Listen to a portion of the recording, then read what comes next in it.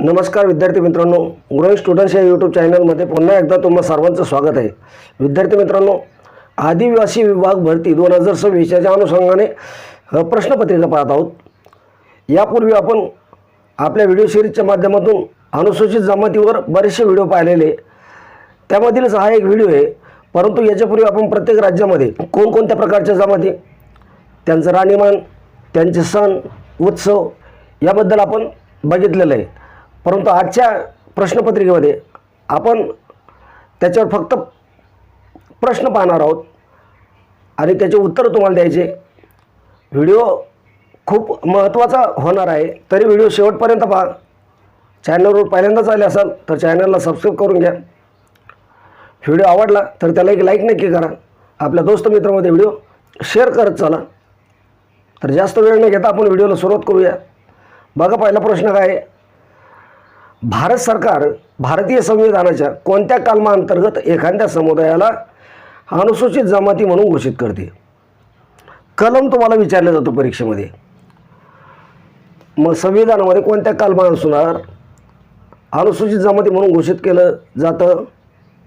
तर बघा, तुम्हाला कलम दिलेले 341, 342, 338 किंवा 244। कोणत्या कलमानुसार एखाद्या समुदायाला अनुसूचित जमाती म्हणून घोषित केलं जातं? तर त्याचं योग्य आणि अचूक उत्तर येईल बघा, कलम 342। म्हणजेच पर्याय नंबर ब हे या प्रश्नाचं योग्य आणि अचूक उत्तर राहील। पुढचा प्रश्न आपण बघूया। 2011च्या जनगणनेच्या आकडेवारीनुसार भारतातील आदिवासी लोकसंख्येविषयी खालील विधाने ओळखा।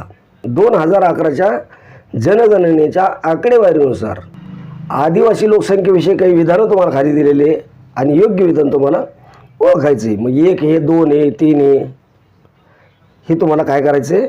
उत्तर काढायचं आहे। बघा, मी विधानं तुम्हाला वाचून दाखवतो। पहिलं विधान आहे, देशाच्या एकूण लोकसंख्येपैकी 8.6% अनुसूचित जमाती आहेत। पहिलं विधान आहे। त्यानंतर दुसरं विधान काय बघा, सर्वाधिक आदिवासी लोकसंख्या असलेला केंद्रशासित प्रदेश लक्षद्वीप आहे। आणि तिसरं विधान आहे, सर्वाधिक आदिवासी लोकसंख्या असलेले राज्य उत्तर प्रदेश आहे। आणि चौथं विधान आहे, वरीलपैकी एकही नाही। तर बघा, मी ज्या प्रश्नपत्रिका मागे घेतलेलं आहे विश्लेषणाच्या माध्यमातून, त्याच्यामध्ये तुम्हाला सांगितलेलं आहे की देशाच्या एकूण लोकसंख्येपैकी 8.6% अनुसूचित जमाती आहेत। म्हणजेच पहिलं विधान काय आहे? योग्य आहे, बरोबर आहे। त्यानंतर सर्वाधिक आदिवासी लोकसंख्या असलेला केंद्रशासित प्रदेश तुम्हाला विचारलेला आहे आणि तो लक्षद्वीप आहे, हेही बरोबर आहे। जर सर्वाधिक आदिवासी लोकसंख्या असलेला राज्य जर विचारलं असतं तर मग ते विधान अयोग्य ठरलं असतं। परंतु इथं केंद्रशासित प्रदेश विचारला आणि त्याचं नाव लक्षद्वीप दिलेलं आहे, तर हेही विधान योग्य आहे। त्यानंतर सर्वाधिक आदिवासी लोकसंख्या असलेलं राज्य उत्तर प्रदेश आहे, हे विधान गलत आहे। मी तुम्हाला सांगितलेलं आहे की सर्वाधिक आदिवासी लोकसंख्या असलेलं राज्य कोणतं आहे? तर मध्य प्रदेश आहे। म्हणजे 3 विधानं तुम्हाला दिलेली आहे आणि 3 पैकी योग्य विधान कोणतं आहे? तर 1 आणि 2 खाली तुम्हाला पर्याय दिलेले आहेत, त्यापैकी योग्य उत्तर आपल्याला टिक मार्क करायचं आहे। हे बघा, फक्त 1 बरोबर, फक्त 1 आणि 2 बरोबर, फक्त 2 आणि 3 बरोबर, फक्त 1, 2 आणि 3 बरोबर। तर योग्य उत्तर काय आहे? ब आहे, फक्त 1 आणि 2 बरोबर आहे। पुढचा प्रश्न आपण बघूया। आदिवासी गौरव दिन, ट्रायबल गौरव डे संदर्भात कोणती जोडी योग्य आहे? खाली तुम्हाला घटना दिलेली आहे आणि आदिवासी गौरव दिन याच्या संदर्भात कोणती जोडी योग्य असेल असं तुम्हाला त्यांनी विचारलेले। बघा, घोषणेची तारीख काय? 15 नोव्हेंबर 2021। कार्यक्रमाची तारीख काय दिली? 20 नोव्हेंबर। त्यानंतर या आदिवासी गौरव दिनाच्या संदर्भातील व्यक्ती कोणती? भगवान बिरसा मुंडा। आणि संबंधित मंत्रालय काय दिले? गृह मंत्रालय। तर कोणती जोडी योग्य ठरेल याच्यामध्ये? आणि कशाच्या संबंधित आहे? तर भगवान बिरसा मुंडा यांच्या जयंतीनिमित्त। म्हणजेच या प्रश्नाचं योग्य आणि अचूक उत्तर काय येईल? पर्याय क्रमांक क ही जोडी काय आहे? योग्य आहे। पुढचा प्रश्न आपण बघूया। जम्मू आणि काश्मीर आणि लडाखमधील जमातीसंबंधी खालील कोणते विधान योग्य आहे?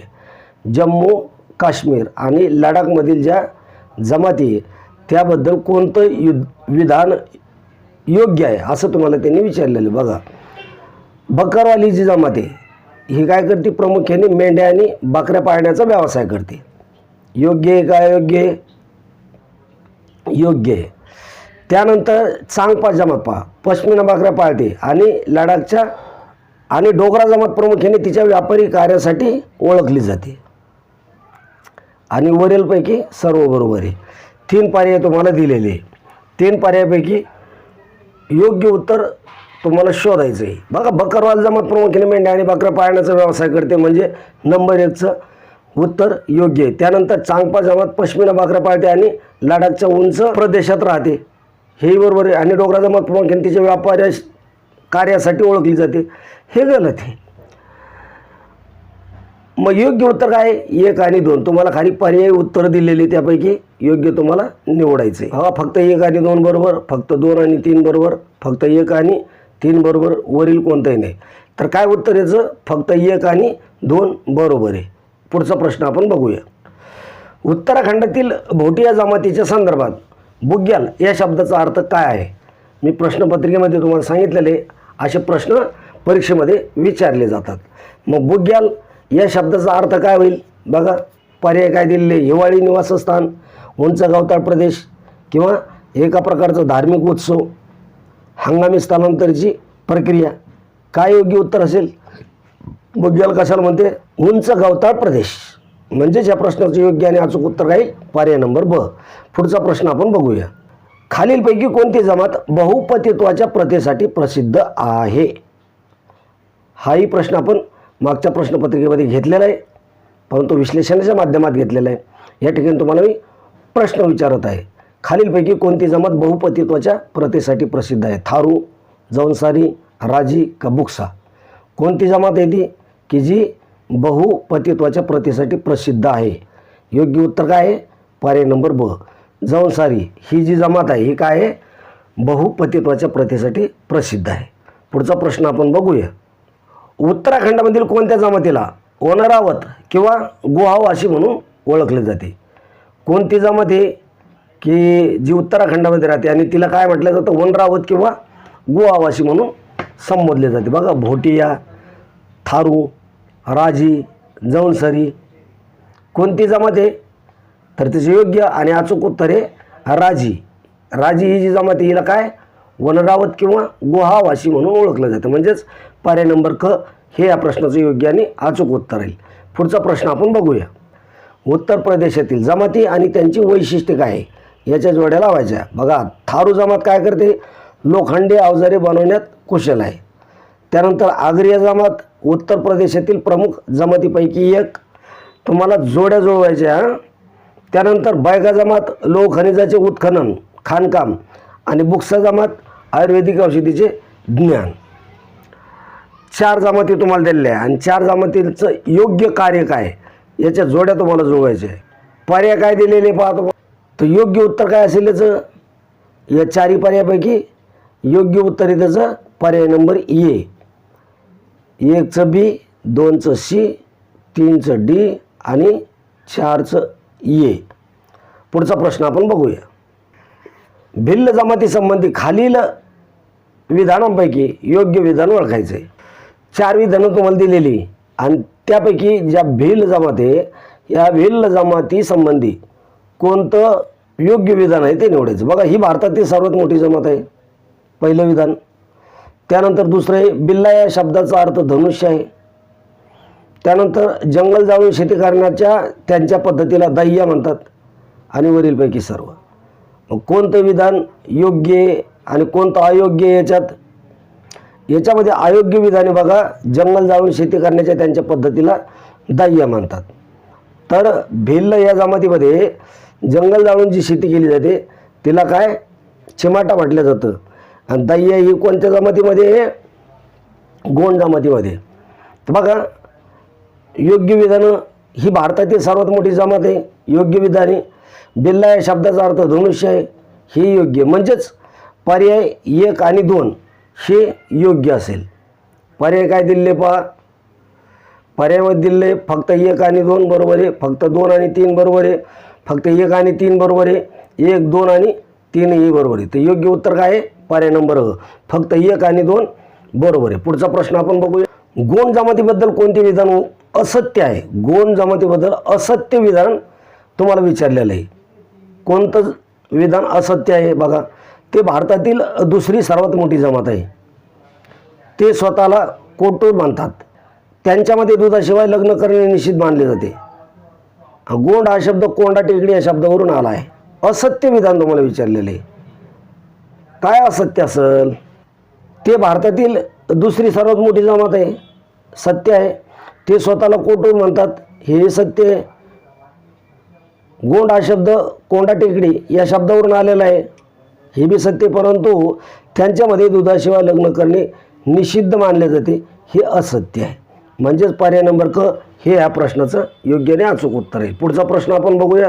खालीलपैकी कोणती जमात कबीरपंथी आहे आणि स्वतःला कबीराचे अनुयायी मानते? बघा, कोणती जमात आहे की जी कबीरपंथी आहे आणि ती स्वतःला काय कबीराचे अनुयायी मानते? बघा, बंजारा जमात, पारधी जमात, पानिका जमात आणि हलवा जमात. जेवढ्याही प्रश्नाचे उत्तर तुम्हाला देता येत असतील तेवढ्या प्रश्नाचे उत्तर कमेंटमध्ये देत चला, कारण हे सर्व प्रश्न मी विश्लेषणाच्या माध्यमातून तुम्हाला सांगितलेले. कोणती जमात आहे की स्वतःला कबीराचे अनुयायी मानते? तर त्याचं योग्य आणि अचूक उत्तर येईल बघा, पानिका. पानिका ही जी जमात आहे ही कबीरपंथी आहे आणि स्वतःला काय कबीराचे अनुयायी मानते. म्हणजेच पर्याय नंबर क हे या प्रश्नाचं योग्य उत्तर राहील. पुढचा प्रश्न आपण बघूया. कांगव्याचा वापर सर्वप्रथम कोणत्या जमातीने केला?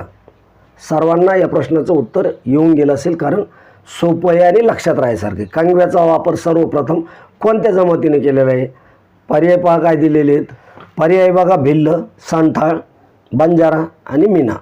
कोणत्या जमातीने कांगव्याचा सर्वप्रथम वापर केलेला आहे असं मानलं जातं? तर ती जमात आहे बंजारा. म्हणजेच पर्याय नंबर क हे या प्रश्नाचं योग्य आणि अचूक उत्तर आहे. पुढचा प्रश्न आपण बघूया. पुढचा प्रश्न पाहण्या अगोदर विद्यार्थी मित्रांनो, मी तुम्हाला एक रिक्वेस्ट करतो की अजूनपर्यंत तुम्ही जर आपल्या ग्रोइंग स्टुडंट्स या यूट्यूब चॅनलला सबस्क्राईब केलं नसेल तर लगेच सबस्क्राईब करून घ्या. व्हिडिओ आवडला असेल तर त्याला एक लाईक नक्की करा. आपल्या दोस्त मित्रांमध्ये व्हिडिओ शेअर करत चला. उद्याच्या व्हिडिओचं नोटिफिकेशन मिळवण्यासाठी बेल आयकॉनला ऑलवर सिलेक्ट करून ठेवा. आणि अशाच प्रकारच्या आपण प्रश्नपत्रिका आपल्या व्हिडिओ सिरीजच्या माध्यमातून पाहणार आहोत, तर चॅनलला सबस्क्राईब करून घ्या. आजच्या व्हिडिओमध्ये आपण याच ठिकाणी थांबूया. भेटूया उद्याच्या व्हिडिओमध्ये अशीच महत्त्वाची जमातीवरील प्रश्नपत्रिका घेऊन. तोपर्यंत जय हिंद, जय महाराष्ट्र. धन्यवाद मित्रांनो.